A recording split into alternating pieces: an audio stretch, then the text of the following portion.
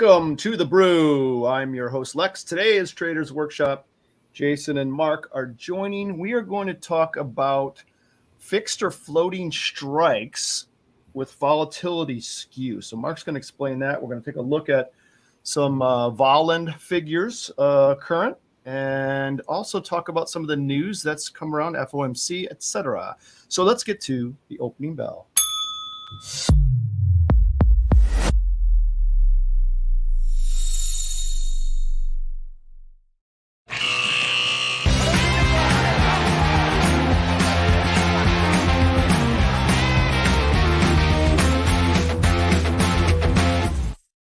Good morning, boys. How are we today?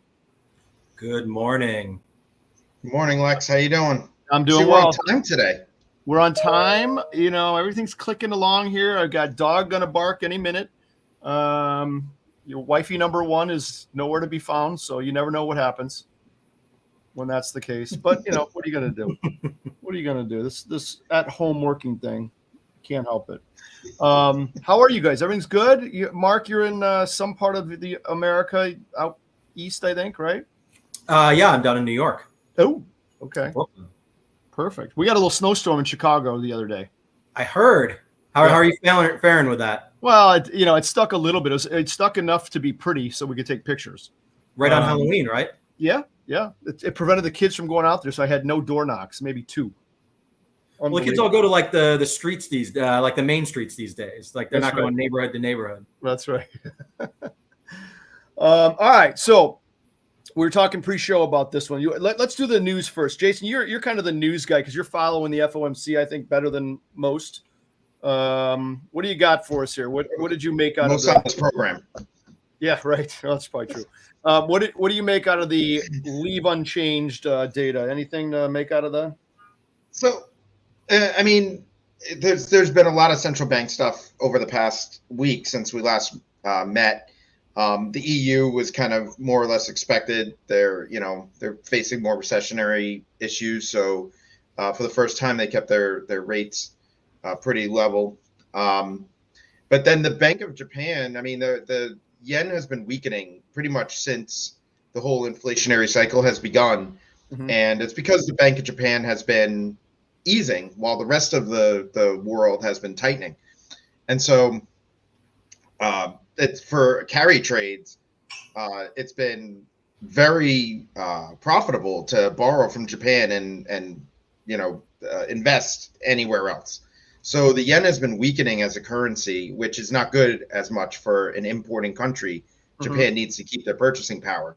So, I mean, it was kind of widely expected that the Bank of Japan would ease their yield curve control. Mm-hmm. And what they did was they kind of tried to message that they are being flexible with their yield curve control, which means that they're probably not going to strongly adhere to it. It's probably a first step to saying it's going away. The market didn't take it like that, though. The market took it as where you're keeping yield curve control at 1% for 10 years, mm-hmm. and for 10-year treasuries, not for 10 years. But so the yen weakened tremendously on Monday. I mean, the dollar to yen ratio went from like 149.5 to like 151.5, which, in currency terms, that's a astronomical change. Mm-hmm. And then, even during the day, the Bank of Japan was kind of coming out and saying, no, that's not what we're saying, to no avail. So, it's still weakened. But then later on in the day, the Department of Treasury came out with their QRA, their bill issuance schedule, and it turned out that they were shorter. They're going with shorter duration, which is essentially going to help with liquidity with bonds, and that's why we're seeing this rally over the several days. Okay. And then the FOMC came out and said nothing different. So, so ultimately, I think overall the news from the central banks were bullish. But I'd be very concerned about the Bank of Japan, even in the near term. Mm-hmm. If the yen keeps weakening, they are not out of. It's not out of character for them to act mm-hmm. off schedule. So I would be cautiously bullish. As far as Voland goes, when we're looking at dealer flows on a swing time frame, yep. Let me wait for this to update. Yeah, you can bring it up, but it's just updating right now. Yep. All right, it's updated. As far as Volin goes, it seems, first of all, this 4,300 strike, which is it's actually dealer short calls in December. Somebody hedged pretty heavily when SPX was around 4,400. Somebody bought a lot of 4,300 puts to hedge, and it seems to have been the smart move.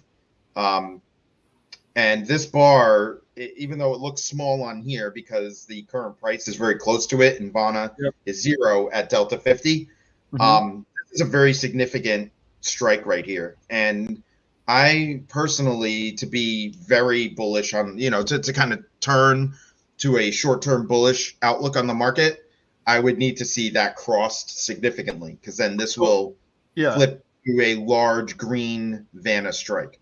So that is let me just make sure I understand. That's a short position of the dealer. Is that Vana we're looking at? Yeah, okay. So that's a short dealer position? Short dealer puts, yes. Oh, okay. So they're in the money puts? Yes. Okay. Gotcha. Well, barely in the money. I don't know what the market's, I don't know what SPX is at right now, but it's pretty close. Just at the money. We're 42.85 right now. 42.85. So we had 15 to go there. But okay, got it. So interesting. Yeah. But if we breach that, we could. So another very interesting development. I'm sorry, Lex, what? I was saying, I just want to make sure that we all understand that if we breach through that, their dealers are going to have to start, crushing it, right? Not crushing it, grabbing it. Well, so to understand Vana, like if it's very positive Vana, and implied volatility comes down, that dealers are going to have to start buying considerably. Right. The higher the amount of aggregate Vana, the more sensitive they're going to be to implied volatility changes. So if we cross over this and this becomes a positive bar based on how Delta has to move toward expiration, that is going to increase the amount of aggregate Vana. And as the market advances, implied volatility comes down, and you'll see, kind of like a larger legs, more sensitivity to implied volatility. Yep. Over the past 3 days in this rally, implied volatility has come down way more than it should have, given the SPX move, what I call under VIXing. And it is because of these large Vanna strikes. In addition, one thing I noticed is that these strikes up here, these big green bars above current price, are short calls. So when implied volatility was coming down harder, in my opinion, it's because customers started selling calls pretty heavily in order to hedge their positioning instead of buying puts. You want to kind of see more buying puts than selling calls, but still that contributes to the aggregate Vanna positioning for dealers. So I think honestly, I want to see us move past 4,300 pretty strongly before I get more bullish short term. But overall, it's a little bit more precarious. I think historical vol is up past 14, and now VIX is down near 16. So that's kind of like more toward the average range of implied volatility to historical volatility. So got it. It's as much as I like to say liquidity can cause a bullish jubilee here, I'd be careful of the dealer flows, and I'd be careful of the Bank of Japan coming out and doing something to strengthen their yen. So are you doing anything in particular here? You have any set strategy you can offer to the gang? So right now, I've been holding it for a while during this whole down. If you look at the daily chart, is a clear downtrend. Yep. Through this whole time, I've had put leaps on for like kind of third quarter of next year. And when I see kind of these bullish impulses, and by leaps, what I mean is longer dated in the money calls or puts, in my case, in the money puts that will move it has like an implicit gamma hedge. And but on the downside, if successful, it returns kind of, like 1-to-1. It almost acts like a stock. So I've had that on equities. I had it on bonds, but I released it before the central bank kind of, in my opinion, gauntlet happened. But and I have it on gold too, positive gold. So I think that so that's kind of like my swing, or longer term position. But when I see that there are times where we can have like a bullish impulse and that could hurt my position, I will sell a lower strike put in a shorter time frame in order to try to hedge that, to hedge that bullish impulse. Got it. Okay, interesting. We could talk about that. In another thing, like the whole leap strategy and how it works. I can't even spell leap anymore. I'm so not interested in leaps. I used to. Well, I thought you couldn't spell leap or brutal. I dreaded when we're in the pit days, when someone would come in, some broker would come in and say, "Okay, I got a leap, Jan, 2028." I'm like, oh God, the last thing I want is a inventory until 2028. The only good things about leaps is that a lot of people didn't want to trade them because, exactly like you say, you'd have to have them on the sheets for a while. So there was less like competition to get on those. Right. But you obviously had to wear it. Good edge. DPM, you had to open them. Yeah, pretty good edge. Yeah, as a DPM, we had to do, and we talked about that a while back. It was one of our worst losses ever, having to deal with leap conversions and reversals. No fun. Another show. Okay, Mark, floating or fixed volatilities. What does this mean? Are we going to talk about skew a little bit here? Yeah, I think we are. So this is a little bit more of like a kind of like a education piece around these words, and they came to mind because the last couple of weeks have been a little rough in the market, right? And if you look at the money vol, you're like, oh my gosh, at the money vol spiked. Like in SPY right now, well, pre FOMC, I was thinking about this. So, let's pretend we're 2 days ago and the last 100 points haven't happened. But the at the money ball was up. At the money ball in SPX was something like 18, whereas 3 months ago we were in like the 11s, 12s, even in implieds. So you look at that and you're like, oh my gosh, ball's up. And it is. Options are more expensive. If you want to buy an at the money option today versus an at the money option 3 months ago, that's definitely more expensive. But the concept of like fixed delta or movement along the curve versus movement of the curve is the idea of, okay, we're more expensive today, but are we more expensive than what we expected given this move in stock? So to understand that, the pricing model, part of why Skew exists is because we know that right now at the money vol is this, but the 20 delta is pricing an 18 vol, because if we get to that 20 delta option, we will be probably moving about 18 vol, and the implied vol at that 20 delta level should be about 18 rather than 12 or whatever it might be. When let me break in here. When the at the money becomes that 20 delta, meaning the market moves down, that is predictive, is what you're saying. So when we're seeing a skew of a 20 delta at 18 at a current at the money, the market moves down to make that the new at the money. The prediction is somewhere around this 18 vol, I think is the number you use, right? Right. And I can show you a graph. Maybe that'll help demonstrate it a little bit here. So this is the skew curve on August 4th. Okay. And so we had 3 months ago, just about. So we had an at the money vol of 12. This is the 30 days to expiration in SPY. We had an at the money vol of around 12. Sure. The 20 delta put, this is in call space, so that's why it says 80 delta. It was 18.4. Okay. So when on August 4th, SPX was around 4,500, and that 20 delta level was about 4,300. I think the 20 delta was exactly like 4,380 or something like that, or 4,280. And so that's implying like that 18.4 delta. So we're saying if the market moves from 4,500 currently on August 4th down to that 20 delta level, 18 vol is about the expected, volatility, the right price of volatility for that market movement.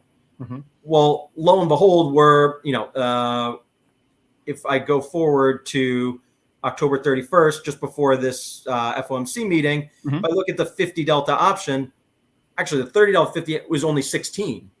Okay. So we're actually lower than what Skew is implying. So vol's up, at the money vol's up, but in fixed delta space, it actually is down a little bit. Mm-hmm.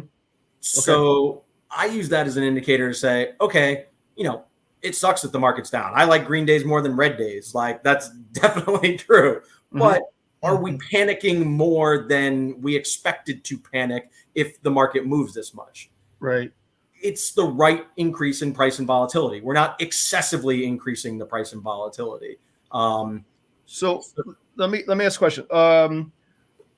Back in August, whatever the date you said, when you're looking at the money vol of, I forget what it was, like 12-ish, let's say, and you're looking at the 20 delta, that's around 18.4, right? So if we got down to that that old 20 delta, which is now the new 50, and it were well above 18, 25, I'm making it up. That's a severe down move with some more fear pumped into this thing, right? It goes beyond expectation. Correct. So, like, if you think of the skew curve like this, are we sliding along the curve? Yeah. As stock moves down, do we move? Does the at the money vol move? Commensurately with what the shape of that curve says, or is it movement of the curve up or down? Tilted, pumped. Yeah. All those changes can happen. It actually feels like the curve moved down a little bit in some senses. Yeah. That, like, we didn't go up as much as fixed delta skew says we should. In your case, that to me says panic, right? If we're 7 clicks over what fixed delta says, it's, people are clamoring for vol and protection. Yeah, and that's a good point, because in the skew days, once we started understanding skew, we always use our fingers to put the curve, right? So downside puts, upside calls. I can't get my fingers to do that, but the curve can move several ways, as you just said. So it can slide along that baseline curve, let's say. New at the money comes here, and you have new out of the money 20 deltas that have some other, value bigger than what this predicted. Or, as you said, it can flatten as it moves down. It can steepen. It can do a number of different things. Or it can all move up or all move down, right? Correct. But what we typically predict in a controlled move, either up or down, is that it slides along that curve to some degree without movement up and down. It's going to be a pretty good predictor. Where we get permutations and disruptions is severity, velocity, all that kind of stuff, right? 100%. I mean, in the same way that you can naturally say that an options price is going to change with, like, a sensitivity to delta, like, if stock goes up or down, like, we expect that to change this very fixed amount of delta. We expect the curve to move along. We called it K, but whatever that variable is, that's like the asymptote to the curve, like, it's just shifting. Like, the curve is going to move because stock moves in the same way that the option price moves because of delta. Wait, did you say asymptote? I did. Did you just say that? I probably didn't pronounce it totally. I didn't. My diction might not have been perfect on the. How would you say that in French? Asymptote. Do you have any idea? L'asymptote. I love it. I'm not asymptote. I've heard that before. Yeah, I'm typing it in. I'm typing it in the Google machine right now. Yeah, that's me telling Lex that he has a nice asymptote. I thank you very much. I work on it very hard. Wow. Okay. Asymptotes occur when the slope of the curve approaches zero as the x value approaches positive or negative infinity. Yes. Yeah. Great. Never mind. Asymptotes are limits on a curve. Yeah. I didn't probably perfectly use. I'm more thinking of a tangent to the curve, not an asymptote of the curve. Yeah. So, and Mark, from your purposes today, meaning, and why the reason I say that is, it's different from when we were on the floor. Perhaps you have to make a proactive trade based on this information versus just responding to it as a market maker. So, is there a prescription here when you see this curve, or is what should people know about it in terms of their trading strategy? Is there anything we can hint to here? I know it's not investment advice, all that kind of disclaimer stuff. I think to me, it's like a good, mental check, or like just check of what the vol environment is really doing. Like, we can easily look at and say VIX is up, like vols is more expensive, but like, what is the degree of panic that we're experiencing here? Right. Like, is demand for options more or less than what was generally accepted before? So I use that as like a check of how hungry or not hungry, actually, in the case of today, are people for that protection, right? Amidst like a major market move, right? And How this is your prepared method. people are. Yeah, that's right. This is your method, and Jason has his own method, but this is your method of determining under VIXed, over VIXed, based on the, I'm not going to say a baseline curve, but based on how this curve reacts to what you predicted, right? Or what some past curve predicted. I'd say it's not dissimilar in concept, right? How much did we expect something to move versus how much did it actually move? Okay, got it. Yeah, I agree with that. Are you guys super bullish, super bearish, super unknowns, or super unchanged? What's the give? I was like so miserable a week ago with every day the market's down. I'm like, what is going on? This is brutal. Everything I did was lean into any rally because it's just so bearish. And then all of a sudden we look wonderful out of the blue. And of course, you got to be careful not to get your face ripped off on these rallies. But now I don't know what I feel in terms of bullishness or bearishness. You guys have any thoughts there? It was more of a reaction than I expected, I will say, but like I think a lot of people were waiting for this from a risk-on perspective. Yeah. So and the comments seem generally in line with the band of expectations. Mm-hmm. I think everyone sort of expected the hawkish pause. So more than I expected, but I don't know that we have a ton more to break out. Perhaps some hedging flow wears off if we float here. Maybe that provides some tailwind, but I don't know. I don't feel particularly bullish or bearish right now. I like it. It's time to put on some short iron condors. Hey, with vol going this direction, condors would be crushing it. Yeah, I know. We've been looking at that strategy lately. Yep. Go ahead, Jason. Yeah, no, so from a liquidity standpoint, I mean, Monday in particular was very bullish, but I also agree you kind of have to temper expectations as far as how bullish it is. It does help liquidity. However, I personally, I see a lot of landmines ahead. So when I come to, if I come to the conclusion that I need to hedge my leaps, they will be out of the money puts. And not in the money puts or anything, I don't believe that this will excessively ramp up. I mean, dealer flows are not very supportive of this. I mean, like I said, historical volatility is very high and implied volatility is now back down to 16. We're now back to average in a rally that was much smaller than the fall that caused it to be in the 2021 range. So overall, I think that this is kind of like a, they call it dead cat bounce. It would definitely have to get over 4,300 strongly in order for me to be, in order for me to get really bullish. But again, there's so many landmines. And then in the long term, I'm still kind of looking for a recession. I think that economically we can find ourselves in some serious problems with increasing consumer debt. One thing, I had somebody ask me about whether they should sell or rent their investment property now that their tenant's moving out. And I sat there and I was like, that's a really good question. I'll look at it. And, with consumer debt going up and supply being short, I think this is like the time to sell because, but you have a little headwind in interest rates though, right? I mean, the 10-year just poked its head up above 5%. That hasn't happened in 16 years, right? So yeah, but I think supply is more the tailwind, the lack of supply. Yeah. But there's going to come a time in which there's going to be so much consumer debt that people are going to be forced to sell their home with the 2.75 interest rate as opposed to want to sell their home with the 2.75 interest rate. And I think when that happens, that's when we're going to see a pretty significant housing price or housing value recession too. Not the Big Short, though, right? Not the Big Short. No. You loading up on CDS over there? Oh, listen to me. Yes. No, I agree with the landmines comment particularly, right? Because look how cranky the market was as we changed policy from ZIRP to actual positive interest rates. Like we're now hitting that plateau, this like hawkish pause. Like, are we close to the real level? as soon as policy direction changes the other way, that's also going to make the market very cranky. Like, any of those directional adjustments are going to create a lot more kind of vol landmines out there. Yep. I think in particular, the Bank of Japan, we got to, and those are landmines you don't see.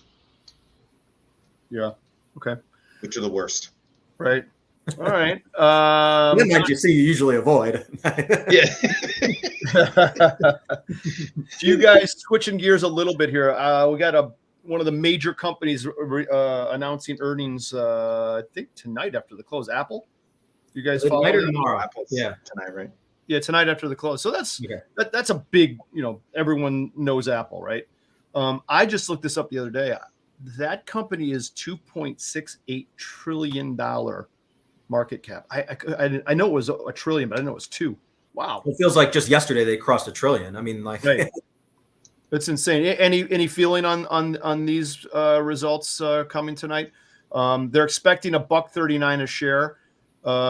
Revenue for the quarter, 89.37 billion. Holy cow! Right? Apple. Actually, EPS is a decline year over year, and revenue growth is up about 6% on that estimation. So, big numbers. Obviously, the iPhone 15 is a big deal. Their iPhone sales they're expecting like 45 million units, which is insane, and that's unreal. I think it's a positive.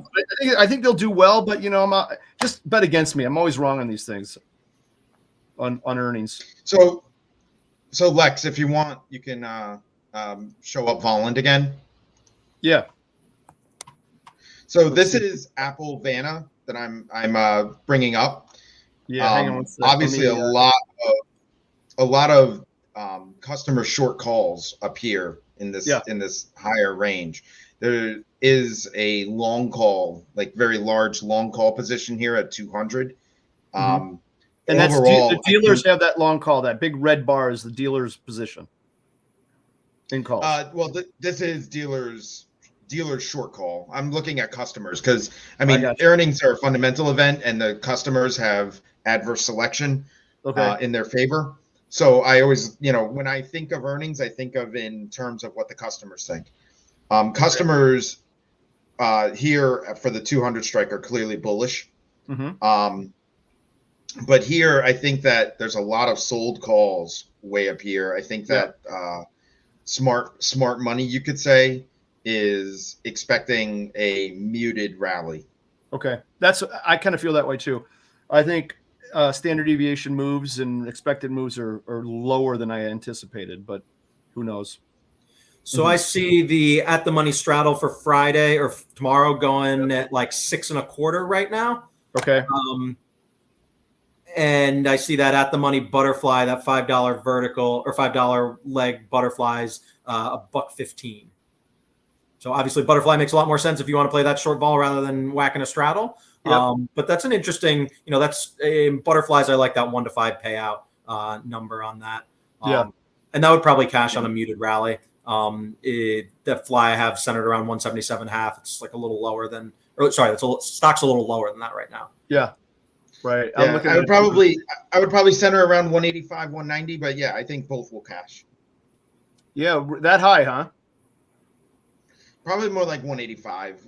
But again, maybe break the wing a little bit, and but overall, you definitely. What about a nice juicy time spread up there? About using the 185 as your short, going out to the next expiration was the November 10th, 8 days.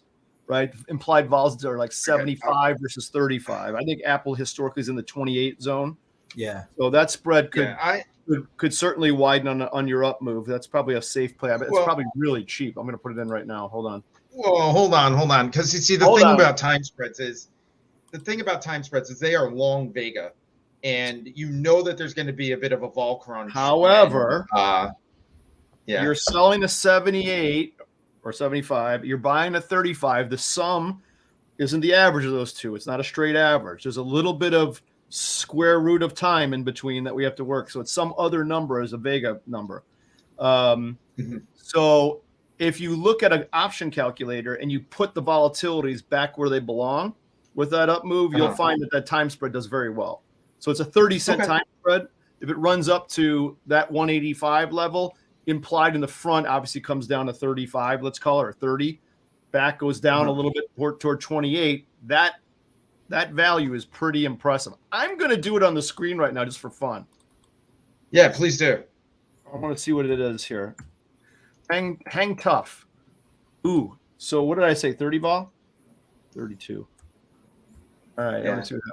I always have problems with time spreads and earnings, so I just kind of stopped looking at them. But maybe you guys might have something.